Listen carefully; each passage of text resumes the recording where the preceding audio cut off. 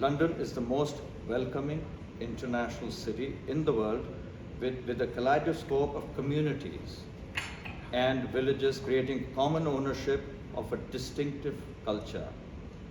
City on a hill. That is our London. I'm proud to be a Londoner, and most people I meet are too. We have something special which needs to be cared for and must not be divided or denigrated. London is a jigsaw puzzle of pieces which fit together, and we must maintain this cohesion at all costs.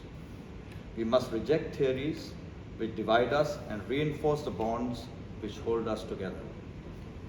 I want a London which works for every Londoner, who works and earns and gives a proportion of their earnings into the common purse. And that money is earned by nurses, shopkeepers, taxi drivers, transport drivers, and every other person who works within London to earn money that they give to that central purse. They give it on the understanding that it's to be used to look after their well-being, is to be used to provide them with safety, security, transport, and health services.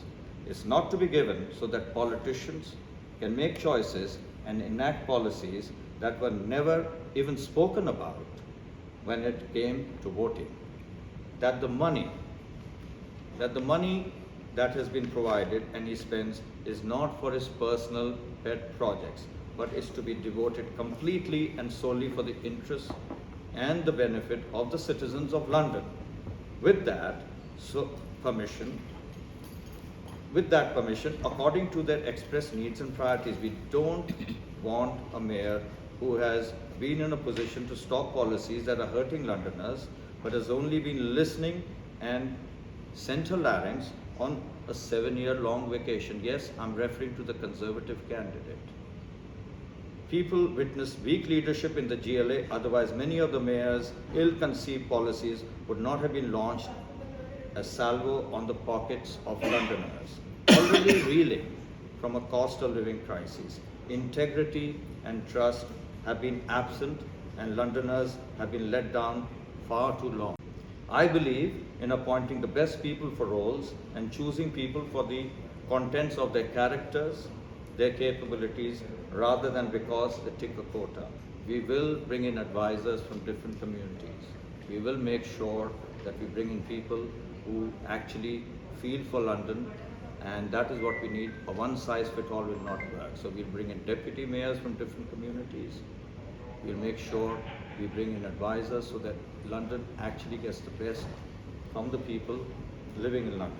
I view London as a global city akin to the global bank of the world, where diverse cultures converge to flourish. As mayor, I will build London's balance sheet such that it is the premier choice for investment, safeguarding safety and prosperity for all residents.